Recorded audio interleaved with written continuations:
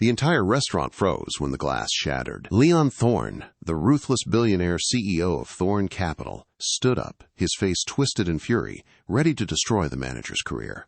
His mother, an elegant woman in her 60s, sat trembling in silence, unable to hear the chaos she had accidentally caused. The staff mocked her. The manager screamed at her. But then, Grace, a waitress nobody noticed, stepped forward. She didn't speak a word. Instead, she lifted her hands. In 3 seconds, the billionaire's rage turned into shock, and the silence that followed was louder than any scream. This is the story of how a simple gesture changed a life forever. The air inside L'Horizont, Manhattan's most exclusive dining establishment, always smelled of white truffles, aged mahogany, and old money. It was a scent that Grace Vance had grown accustomed to, though it was a world she would never belong to. Grace adjusted the collar of her stiff, black uniform, wincing slightly as the fabric rubbed against the bruise on her shoulder, a parting gift from rushing through the subway turnstiles that morning to avoid being late. At 24, Grace was invisible. To the customers, she was a pair of hands that delivered sparkling water and cleared crumb-filled plates. To the management, she was a replaceable cog in a very expensive machine. "Vance! Stop daydreaming and polish the silverware on table 4. If I see a single water spot, I'm docking your tips for the week." The sharp voice belonged to Chloe, the floor manager. Chloe was only 2 years older than Grace, but she wore her authority like a weapon. With her perfectly coiffed blonde hair and a smile that didn't reach her cold, calculating eyes, Chloe was the gatekeeper of L'Horizont. She decided who got the VIP tables near the window and who got the purgatory section near the kitchen doors. Grace, predictably, lived in purgatory. "Yes, Chloe." "Right away," Grace said, keeping her head down. She grabbed a linen napkin and began furiously rubbing a silver fork. She couldn't afford to lose this job. The rent for the small, drafty apartment in Queens was due in 3 days, and her younger brother, Leo, needed new hearing aids. The state insurance covered the basics, but Leo was a musician, a brilliant pianist who felt the vibrations of the keys, and the cheap aids distorted the sound, ruining his only joy. Grace had promised him the top-tier digital pair for his birthday. That promise cost $4,000. Listen up, everyone! The restaurant's owner, Mr. Moretti, a short man who sweated profusely when nervous, clapped his hands near the hostess stand. The kitchen staff and servers gathered around. The tension in the room spiked. "We have a code black arrival in 20 minutes, Moretti announced, wiping his forehead with a handkerchief. "Leon Thorne is coming." A murmur rippled through the staff. Leon Thorne, the CEO of Thorne Capital. He was 32, notoriously single, and possessed a net worth that could buy the entire city block. But he was also known as the Ice King of New York. Rumor had it he once bought a hotel chain just to fire a concierge who was rude to him. "He requested the corner booth," Moretti continued, his voice trembling. "And he is bringing his mother, Margaret Thorne. This is a crucial lunch. If everything goes well, Thorne Capital might invest in our expansion. If it goes badly, well, don't let it go badly." Chloe stepped forward, smoothing her skirt. "I'll take the table, Mr. Moretti. I know exactly how to handle high-profile clients." Moretti nodded. "Good. Chloe, you're on point. Sarah, you're back up. Vance?" He looked at Grace with disdain. "Stay out of the way. You're on water duty for the back section. Don't even look in their direction. We need elegance today, not whatever energetic clumsiness you bring." Grace swallowed the lump in her throat.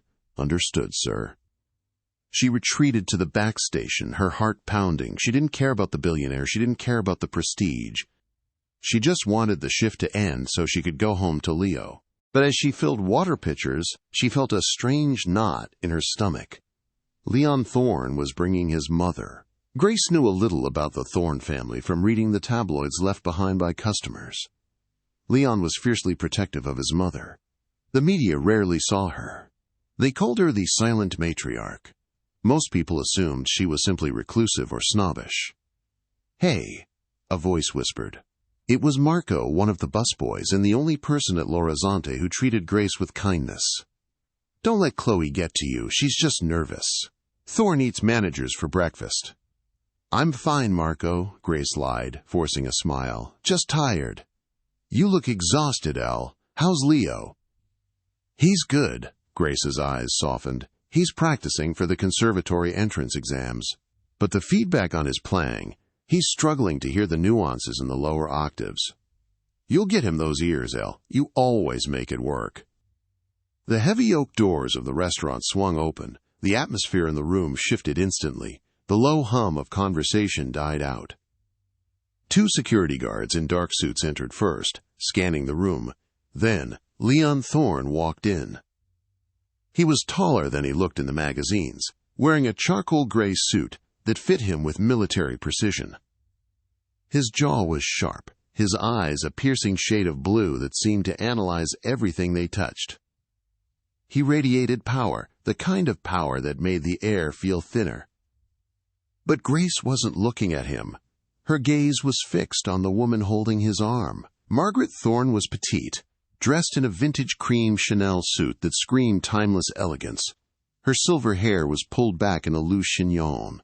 But while Leon walked with the confidence of a king, Margaret walked with hesitation. Her eyes darted around the room, scanning faces, lips, and movements. She gripped Leon's arm tightly. To anyone else, she looked nervous. To Grace, she looked isolated. "Welcome, Mr. Thorne, Mrs. Thorne." Moretti bowed so low he nearly tipped over. "We have prepared our finest table." Leon nodded once, curtly. "Quiet. We need quiet today." "Absolutely, sir. Right this way." Chloe stepped in, flashing her brightest, most practiced smile. "It is an honor, Mr. Thorne. I'm Chloe, and I'll be your server today, if there is anything you need." She turned her dazzling smile to Margaret. "And for you, madame? Can I take your coat?" Margaret didn't react. She stared straight ahead, her focus on a painting on the far wall. Chloe's smile faltered for a fraction of a second. She stepped closer, raising her voice slightly, assuming the woman hadn't heard. "Madam, your coat?"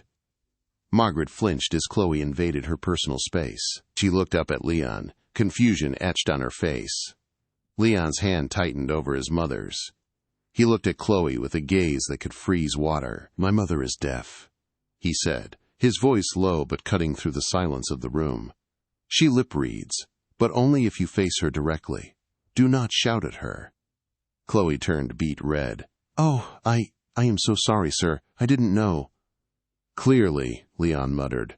From the shadows of the back station, Grace watched. She saw the subtle shift in Margaret's shoulders, the shame. It was the same look Leo had when people assumed he was unintelligent because he couldn't hear them. Grace gripped the water pitcher tighter. This was going to be a disaster. The lunch service spiraled downward with painful slowness. The tension at table 1, the prime window seat, was radiating across the entire restaurant. Chloe was trying too hard. Every time she approached the table, she was overly animated, moving her mouth in exaggerated shapes, thinking it helped Margaret lip read. In reality, it made it harder. Margaret looked increasingly frustrated. Her brow furrowed as she tried to decipher the manager's distorted facial expressions. Leon was losing his patience. He was trying to conduct a conversation with his mother, likely about something important given the serious set of his jaw, but the interruptions were constant. "Mr. Thorne, the sommelier, suggests the 98 vintage." Chloe beamed, blocking Margaret's line of sight to her son. Leon slammed his menu shut. "I didn't ask for the sommelier. We want water. Sparkling for me. Still for my mother. Lemon, no ice." "Right away!" Chloe squeaked. Back at the service station, Moretti was pacing. "She's blowing it," he hissed to the head chef. "Look at Thorne's face!" "He looks like he's about to buy the building just to evict us." Grace was busy serving a demanding couple in the corner, but her eyes kept drifting back to the VIP table. She noticed something no one else did. Margaret was trying to ask for something. The older woman was making small, subtle movements with her right hand near the table. It wasn't standard American Sign Language, ASL, but it was a gesture of distress. She was tapping her chest, then pointing to the breadbasket, then shaking her head. Chloe returned with the water. She placed the glasses down with a flourish. "Here we are, and fresh bread for the table."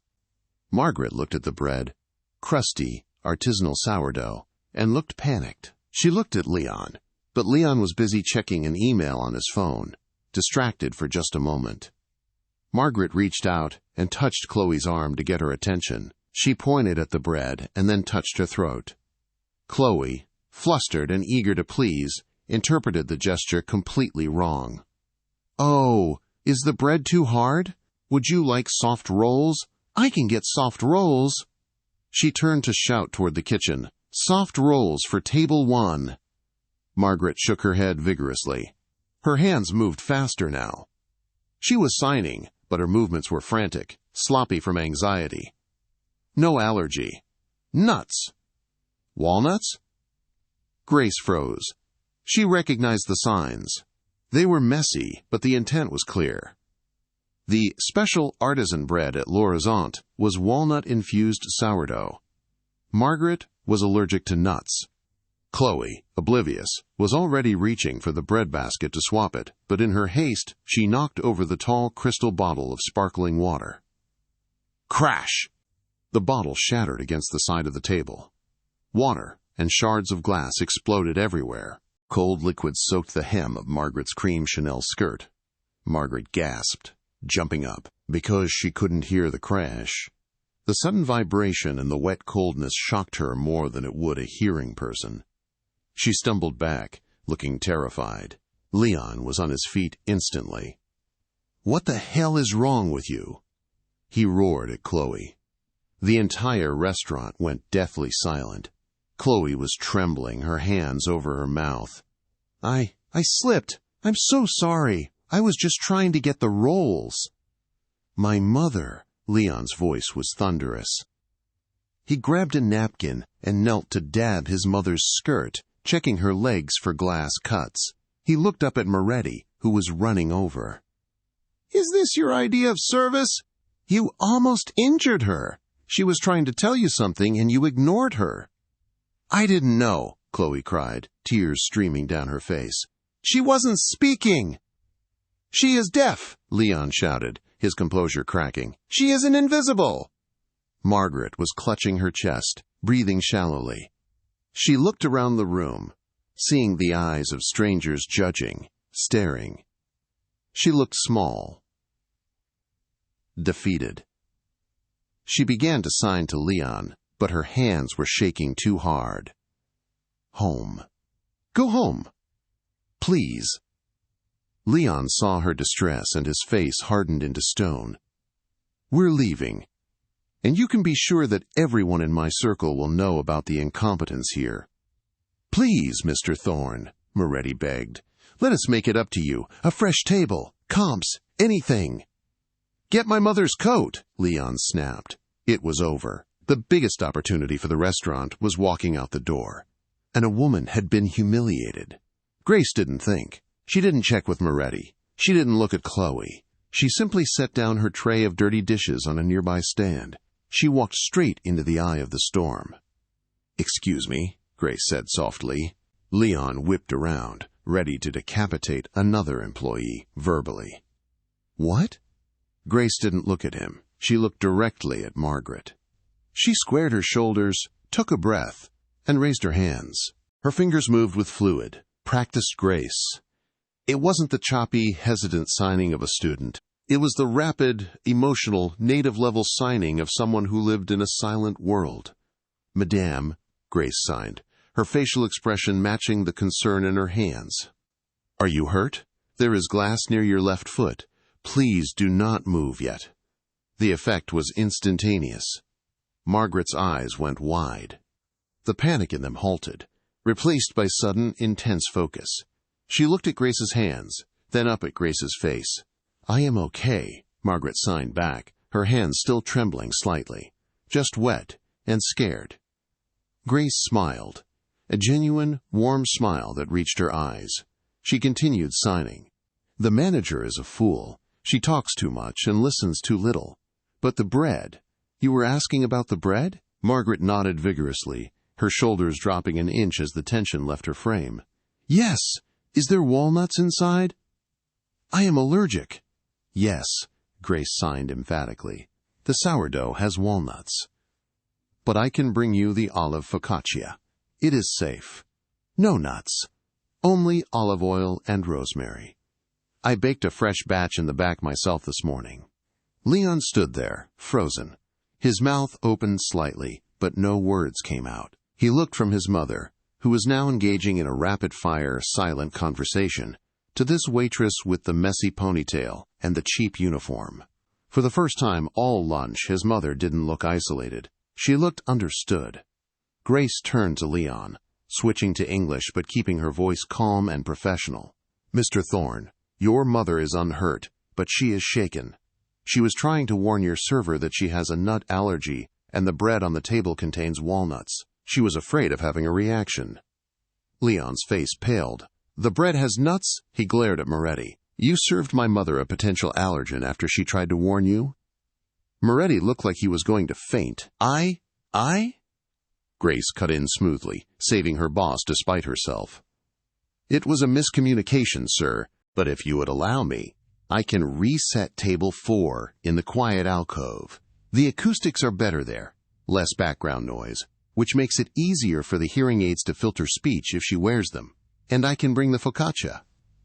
Leon looked at Grace, really looked at her. He saw the name tag, Grace. He saw the intelligence in her eyes, and the way she stood protectively near his mother, placing herself between Margaret and the gawking crowd. He looked at his mother. Margaret signed something to him. "She speaks my language, Leon. She has accent. She is fluent. Stay, please." Leon let out a long breath he seemed to have been holding since he walked in. The rage drained away, replaced by curiosity. "Okay," Leon said, his voice quiet. He looked at Moretti. "Fire the blonde girl, now." Chloe let out a sob and ran to the back. Leon turned back to Grace. "Lead the way, Grace." As Grace guided them to the quiet alcove, she felt the eyes of every staff member burning into her back. She had just saved the day, but she had also just made a very powerful enemy in Chloe, and she had caught the attention of a man who was known for uncovering everyone's secrets. She just hoped he wouldn't uncover hers. The quiet alcove at L'Horizon was a semi-private room separated from the main dining floor by heavy velvet drapes. It was usually reserved for politicians negotiating dirty deals or celebrities hiding from paparazzi. Today, it became a sanctuary for Margaret Thorne. For the next hour, Grace didn't just serve food. She bridged 2 worlds. "The chef has prepared the branzino with a lemon caper reduction," Grace explained, her hands moving simultaneously to translate for Margaret. "And for the side, roasted asparagus with sea salt." Margaret's eyes lit up. "Tell him I want the skin crispy," she signed rapidly. "And ask if they have that spicy oil I like." Grace chuckled softly and turned to Leon. "She would like the fish skin extra crispy, Mr. Thorne, and she's asking for Calabrian chili oil." Leon stared at his mother. "She likes spicy food. Since when?" "Since always," Grace translated Margaret's response. "She says you usually order the bland chicken for her because you think her stomach is sensitive. She says her stomach is fine. It's her ears that don't work."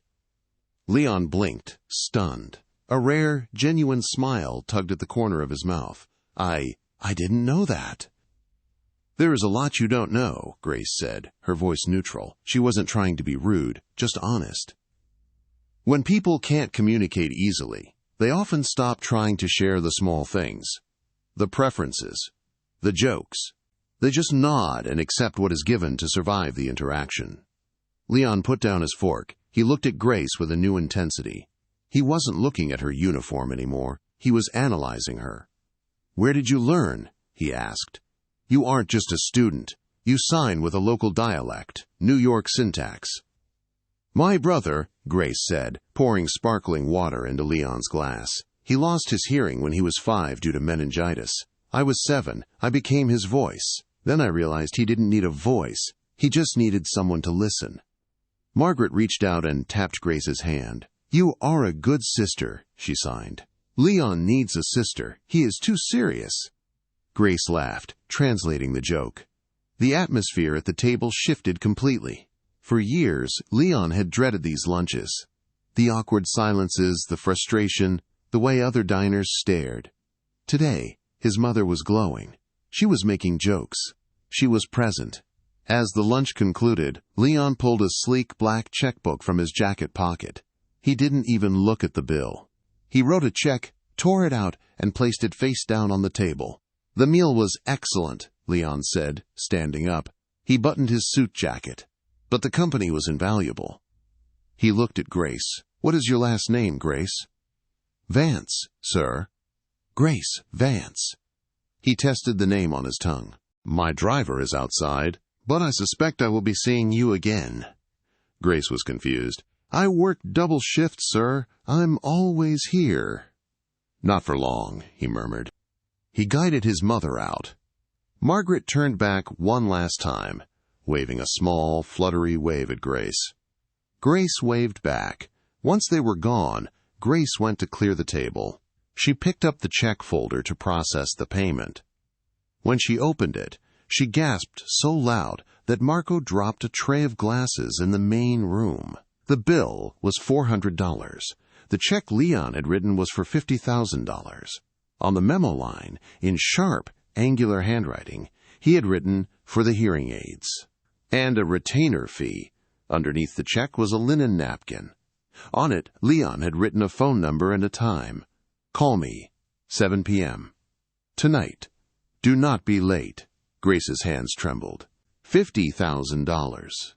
That wasn't just hearing aids for Leo. That was rent for 2 years. That was debt freedom. That was a life raft in the middle of a drowning ocean. "Vance!" The screeching voice of the owner, Mr. Moretti, snapped her back to reality. He marched into the alcove, his face red. "What did you do?" he demanded.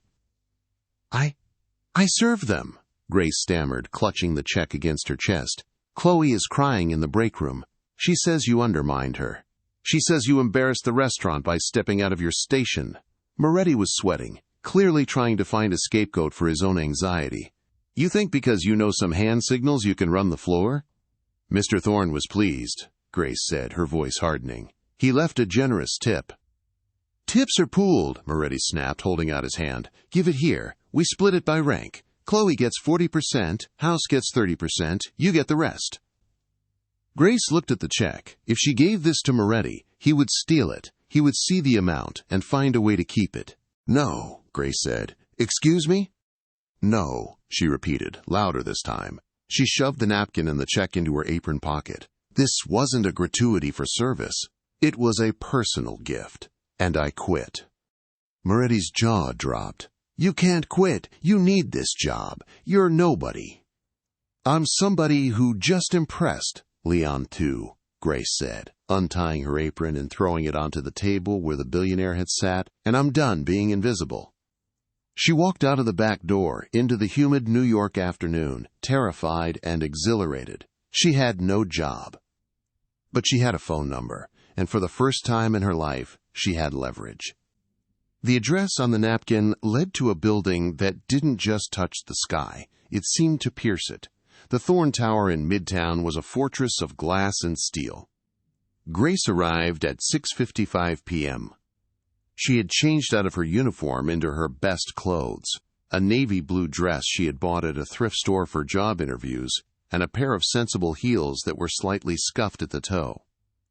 Standing in the lobby, surrounded by marble floors and abstract art that likely cost more than her entire apartment building, she felt painfully small. "Name?" the security guard asked, not even looking up from his monitor.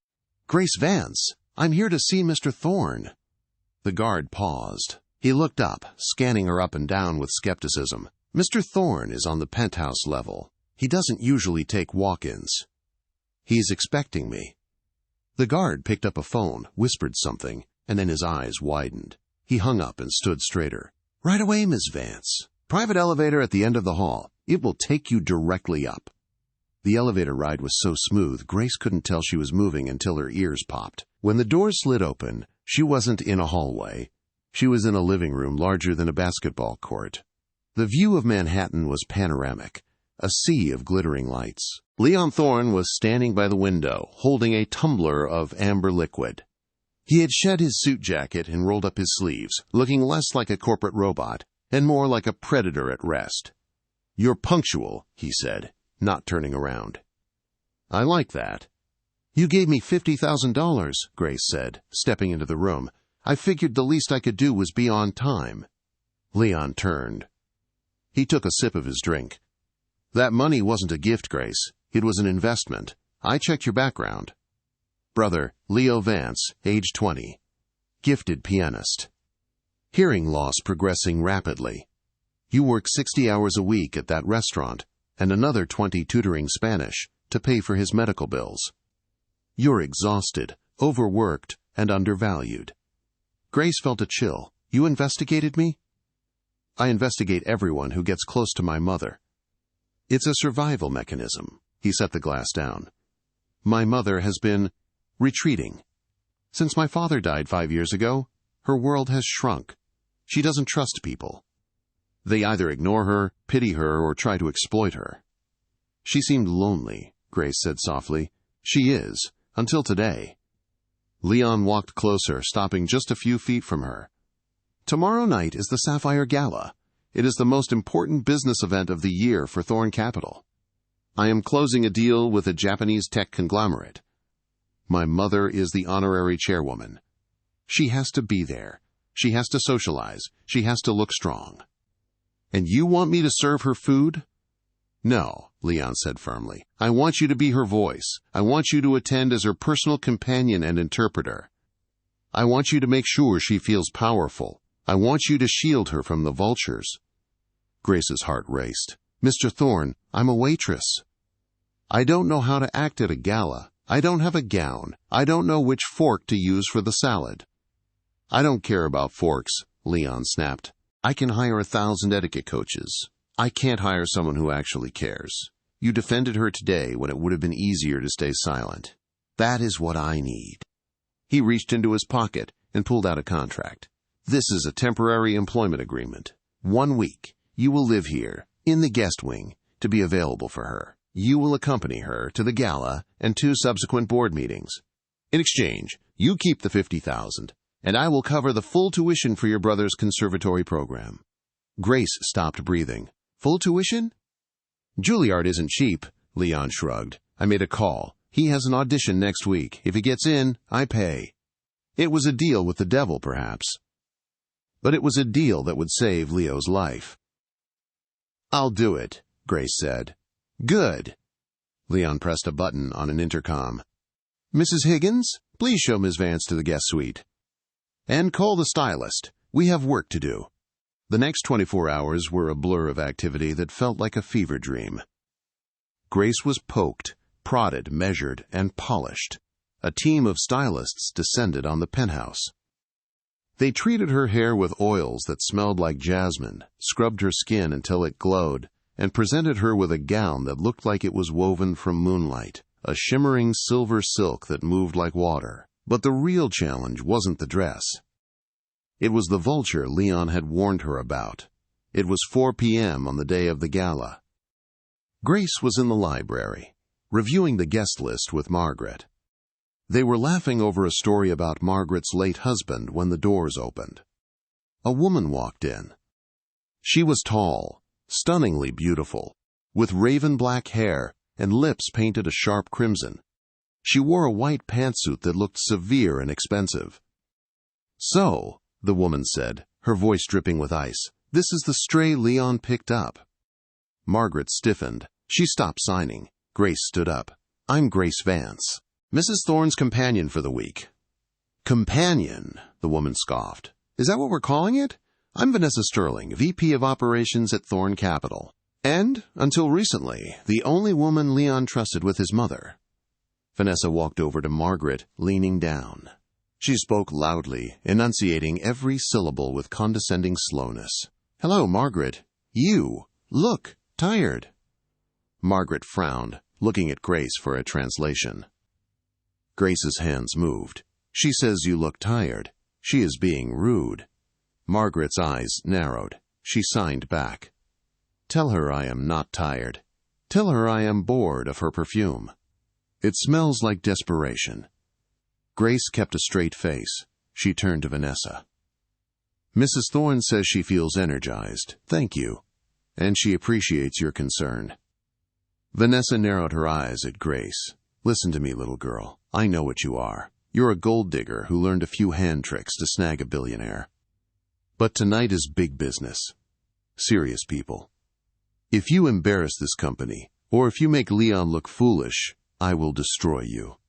I will make sure you never work in this city again. I'm not here for Leon, Grace said calmly, surprising herself with her own boldness. I'm here for her. She nodded at Margaret. Vanessa laughed, a cold, sharp sound. We'll see. By the way, did Leon tell you who else is coming tonight? Your old boss, Mr. Moretti. He's catering the VIP lounge. And he's bringing his best manager, Chloe, to oversee it. Leon forgave them. Business is business, after all. Grace felt the blood drain from her face. Chloe was going to be there, and Moretti? Good luck tonight, Cinderella, Vanessa sneered. Midnight comes fast. She turned and marched out. Grace looked at Margaret. Margaret reached out and squeezed Grace's hand. Do not fear the snakes, Margaret signed. I have walked in this garden for 40 years. Tonight, we wear boots. Grace took a deep breath. She wasn't just a waitress anymore. She was a soldier in a silk dress. And the war was about to begin. The grand ballroom of the Plaza Hotel had been transformed into a winter wonderland for the Thorn Capital Sapphire Gala. Crystal icicles hung from the ceiling, and the air was filled with the sound of a live orchestra playing Debussy. It was a playground for the 1%, a place where a single handshake could move millions of dollars. Grace stepped out of the limousine, her heart hammering against her ribs. The silver silk gown fitted her like a second skin, cascading down to the red carpet. She wore no jewelry except for a pair of small pearl earrings, her mother's. Beside her, Margaret Thorne looked regal in deep sapphire velvet, her head held high. Leon stepped out last. He offered his arm to his mother, and then, without hesitation, offered his other arm to Grace. Keep your head up, Leon whispered to Grace as the flashbulbs of the paparazzi erupted like lightning. If you look scared, they will eat you. If you look bored, they will worship you. Grace lifted her chin, channeling every ounce of courage she possessed. They walked the gauntlet, entering the ballroom. Inside, the atmosphere was suffocatingly rich. Waiters moved like ghosts with trays of champagne. Grace spotted the catering team near the east wall. Her stomach dropped. There was Chloe, holding a tray of hors d'oeuvre, looking miserable in her stiff uniform. Their eyes met. Chloe's jaw dropped. She stared at Grace, the girl she had bullied for months, now walking arm in arm with the most powerful man in New York, wearing a dress that cost more than Chloe made in a year. The look on Chloe's face wasn't just jealousy, it was pure, unadulterated hatred. Ignore her, Leon murmured, noticing Grace's hesitation. She is the past. Focus on the present. The evening began smoothly. Grace stayed by Margaret's side, translating conversations with board members and socialites. Margaret was thriving. With Grace interpreting, Margaret wasn't just nodding along. She was debating art, laughing at jokes, and critiquing the floral arrangements. For the first time in years, the silent matriarch had a voice. But from across the room, Vanessa Sterling was watching. She stood near the bar, sipping a martini, her eyes tracking Grace's every move. She tapped a message into her phone, then nodded at a security guard standing by the exit, a man named Kincaid who was on her personal payroll. It's time, Vanessa whispered to herself. Around 9 p.m., the tension in the room shifted. The guests began to clear a path. The delegation from Yamamoto Industries had arrived. Mr. Yamamoto was an intimidating figure, an elderly man with silver hair and a stern expression. He was accompanied by a team of executives and a young woman in her 20s who walked a step behind him, looking down at the floor. This is it, Leon said, straightening his tie. The merger depends on tonight. Grace, stay with my mother near the VIP lounge. I need to handle this solo with my team. Good luck, Grace said. As Leon walked away to greet Yamamoto, Vanessa swooped in. She approached Margaret and Grace with a predatory smile. Margaret, darling, Vanessa said, her voice syrupy sweet, you simply must see the ice sculpture in the foyer. It's a swan, your favorite. Margaret looked at Grace. Do I have to? She signed. It might be polite, Grace signed back. I will come with you. Actually, Vanessa interjected, stepping between them, I need a moment with Grace, girl to girl.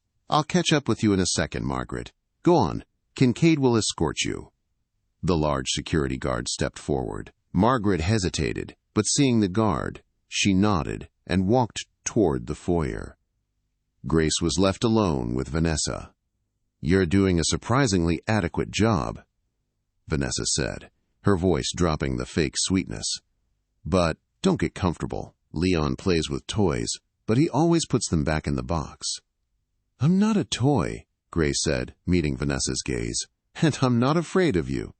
You should be. Vanessa moved closer, bumping into Grace.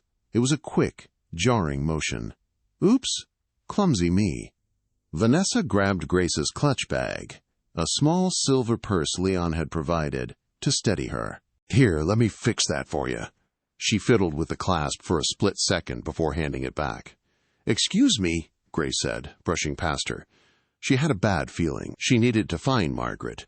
She made it halfway across the room when the music suddenly stopped. The bright lights of the ballroom flickered on, killing the mood. Ladies and gentlemen, may I have your attention? A voice boomed over the speakers. It was the head of security. We have a situation. A valuable piece of jewelry, a diamond bracelet belonging to Ms. Vanessa Sterling, has been reported stolen within the last 5 minutes. A gasp went through the crowd. Vanessa stepped into the center of the room, clutching her bare wrist, looking the picture of distress. I'm so sorry, everyone. It's a family heirloom. I was just standing right here. She pointed a manicured finger directly at Grace. She bumped into me.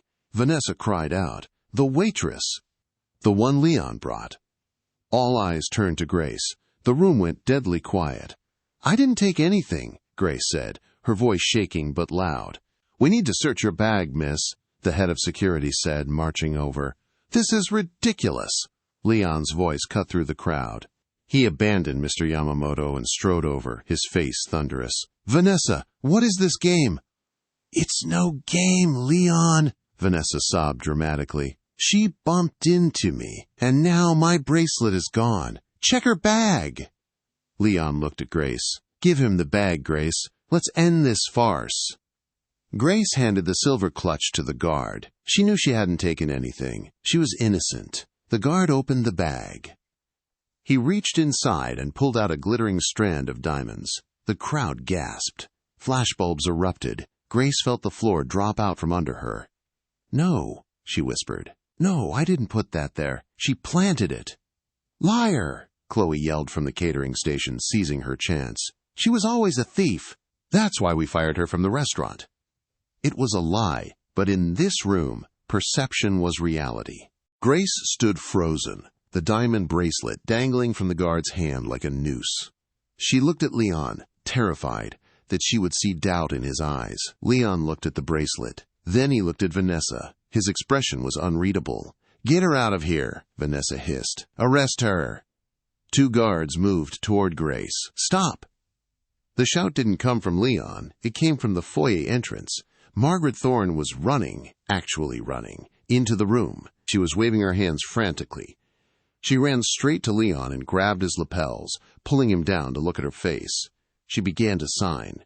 Not the polite, small signs she usually used. She was signing big, angry, aggressive motions. Leon watched her, his eyes widening. What is she saying? The head of security asked, confused. Leon straightened up. He turned to the room, his voice icy calm. My mother says she was watching from the reflection of the glass doors in the foyer. She says she saw Vanessa Sterling slip the bracelet into Grace's bag while pretending to stumble. Vanessa's face went pale. She's lying. She's deaf. She doesn't know what she saw. She's senile. My mother, Leon said, stepping toward Vanessa, has the sharpest eyes in this city. And there are security cameras in this ballroom. Shall we review the footage right now, Vanessa? Shall we put it on the big screen for Mr. Yamamoto to see? Vanessa froze. She knew the cameras would catch the sleight of hand. She had gambled on the public shaming being enough to get Grace thrown out before anyone checked the tapes. "Get out," Leon said to Vanessa. "You are fired. Effective immediately. Leave my building before I have you arrested for filing a false police report." Vanessa looked around. She saw the disgust on the faces of the board members. She saw her career turning to ash. She turned on her heel and fled, the sound of her heels clicking on the marble, echoing in the silence. Leon turned to Grace. He reached out and gently took her hands, which were trembling violently. "I'm sorry," he whispered. "I want to go home," Grace said, tears stinging her eyes. "We will," Leon said. "But first, we have a problem." He gestured behind him. The Japanese delegation was watching the entire scene. Mr. Yamamoto looked furious. He was speaking rapidly to his own interpreter, looking at his watch and shaking his head. "The deal," Leon groaned. "This drama just killed the deal. He thinks we are a circus." The banquet proceeded, but the air was thick with tension. Mr. Yamamoto sat at the head table, his arms crossed, barely touching his food. The interpreter Leon had hired, a man named Mr. Finch, was sweating. Leon sat next to Yamamoto, trying to salvage the conversation. "Mr. Yamamoto, I apologize for the disruption," Leon said. "Internal matters have been resolved." Mr. Finch translated into Japanese. Yamamoto frowned deeper. He barked a short, harsh reply. "He says, Finch stammered. "He says your company lacks discipline. He says he is reconsidering the partnership." Grace sat a few seats away, next to Margaret. She wasn't eating. She was watching the table. Specifically, she was watching the young woman sitting next to Mr. Yamamoto. The young woman, Yamamoto's daughter, supposedly, was staring at her plate. She looked isolated. Every time the men laughed or argued, she didn't react. Waiters reached over her without asking. No one spoke to her. Grace recognized that look. It was the same look Leo had at family gatherings before he got his hearing aids. It was the look of someone trapped behind a glass wall. Grace nudged Margaret. "Look at the girl," she signed under the table. "Is she—" Margaret squinted. She watched the girl for a moment. Then, she saw it. The girl tapped her glass lightly to feel the vibration of the music, not listening to it. "She is deaf," Margaret signed. "And no one is interpreting for her." Grace's eyes widened. She looked at Mr. Finch, the translator. He was only translating for the men. He was completely ignoring the daughter. To them, she was just furniture. Grace stood up. "Where are you going?" Leon whispered as she passed him. "To save your deal," Grace whispered back. She walked around the table and knelt beside the young woman. The security guards took a step forward, but Leon held up a hand to stop them. Grace tapped the table gently to get the girl's attention. The girl looked up, startled. Her eyes were dark and sad. Grace didn't speak. She raised her hands. She didn't know Japanese Sign Language, JSL, which is very different from American Sign Language, ASL. But she knew International Sign, a pidgin language used by the deaf community at global events. It relied heavily on visual storytelling, classifiers, and universal gestures. "Hello," Grace signed slowly, using the universal gesture. "My name is Grace." The girl's mouth opened in shock. She looked at her father, then back at Grace. She raised her hands tentatively. "I am Akiko," she signed back. Her movements were elegant, precise. The entire table went silent. Mr. Yamamoto stopped mid-sentence. He stared at the waitress kneeling beside his daughter. "Are you bored?" Grace signed, making a face of exaggerated boredom. Akiko let out a breathy laugh, a sound that seemed to startle her father. "Yes," she signed rapidly. "These men talk too much. Only about money. Boring." Grace laughed. "Yes. Very boring. Do you want to know a secret?" Akiko leaned in, her eyes dancing. "What secret?" "The man in the blue tie, Mr. Finch." Grace signed, pointing subtly. "He has spinach in his teeth." Akiko looked at Mr. Finch, saw the green speck, and burst into laughter. It wasn't a polite giggle.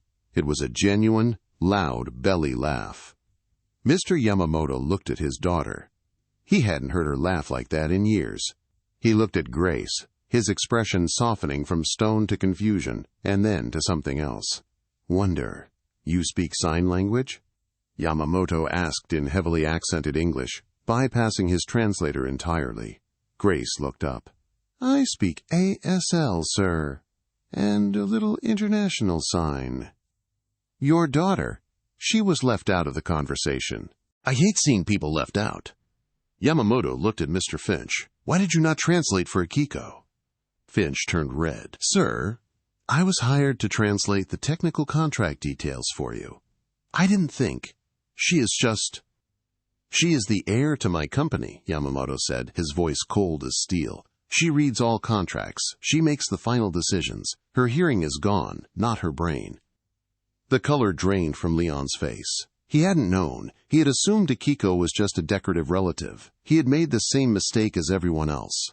Yamamoto looked at Leon. You hire this woman, the waitress? Yes, Leon said, recovering quickly. She is my mother's personal consultant. She specializes in inclusive communication. Yamamoto nodded slowly. He looked at Akiko, who was now eagerly signing to Grace, asking about the thief drama she had witnessed earlier.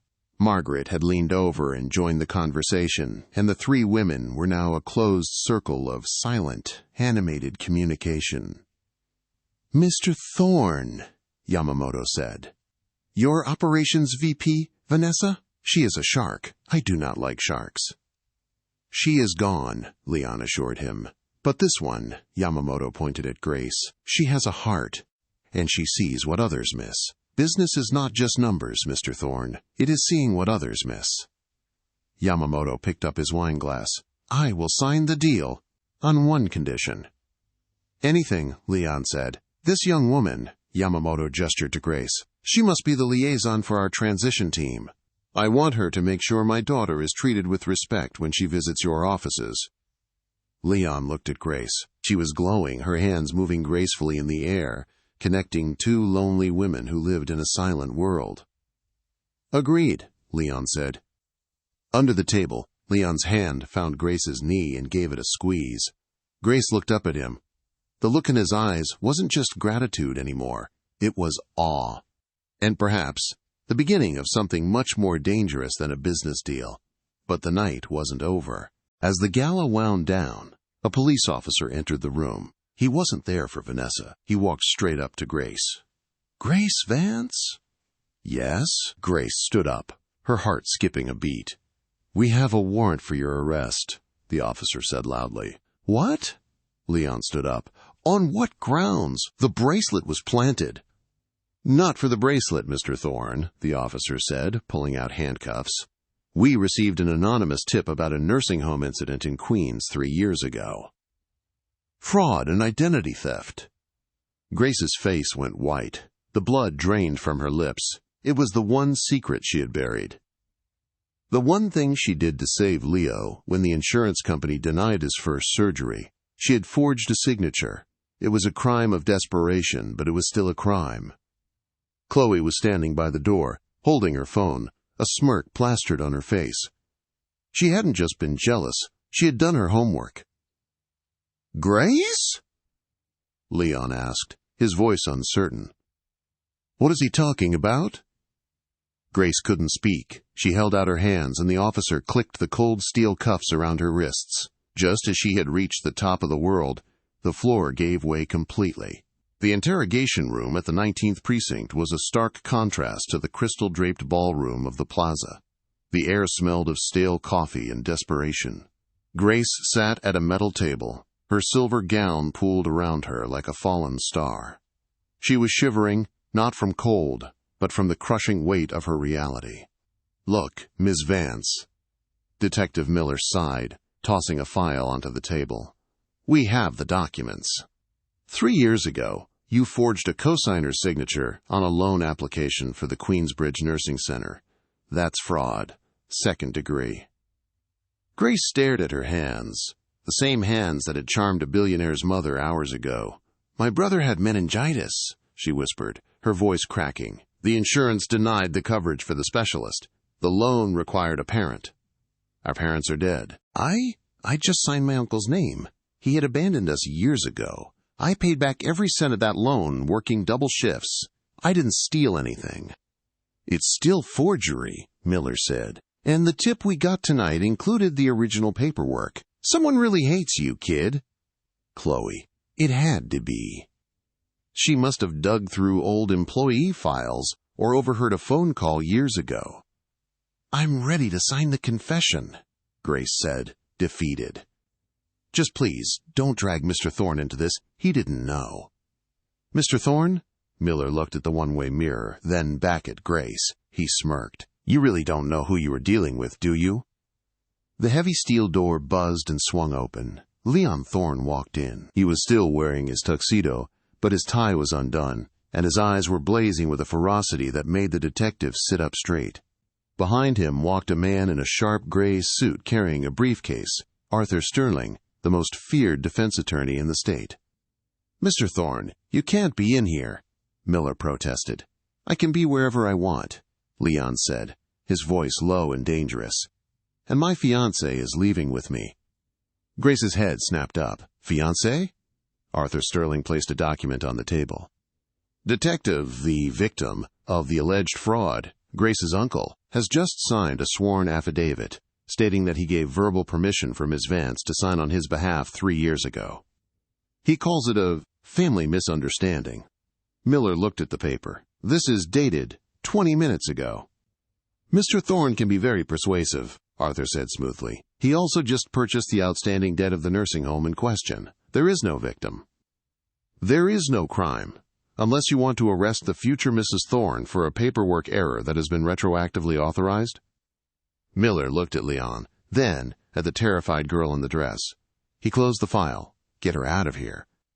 Outside the precinct, the New York rain had begun to fall, washing away the grit of the city. Leon led Grace to his waiting town car, but before she got in, she stopped him. Why? She asked, rain mingling with the tears on her face. I lied to you. I'm a criminal. Why did you pay off my uncle? Why did you call me your fiancé?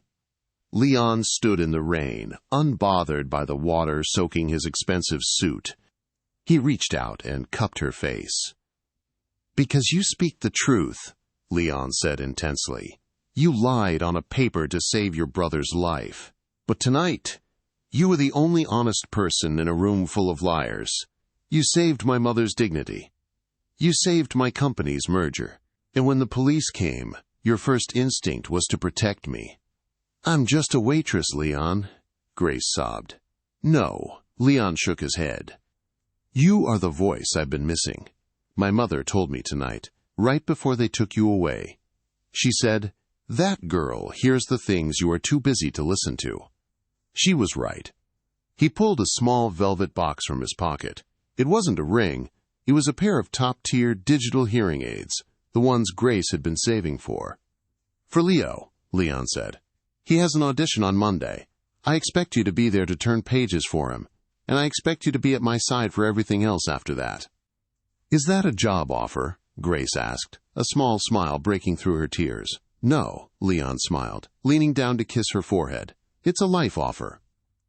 6 months later, Lorizant had a new manager, Marco, the former busboy, who ran the place with kindness. Chloe and Moretti had been let go after a restructuring suggested by the building's new owner, Thorne Capital. But the real music was happening at Carnegie Hall. Leo Vance sat at the grand piano, his fingers flying across the keys. For the first time in his life, he could hear every single note, crystal clear. In the front row, Margaret Thorne sat with tears in her eyes, holding hands with Akiko Yamamoto, who had flown in from Tokyo just for the concert.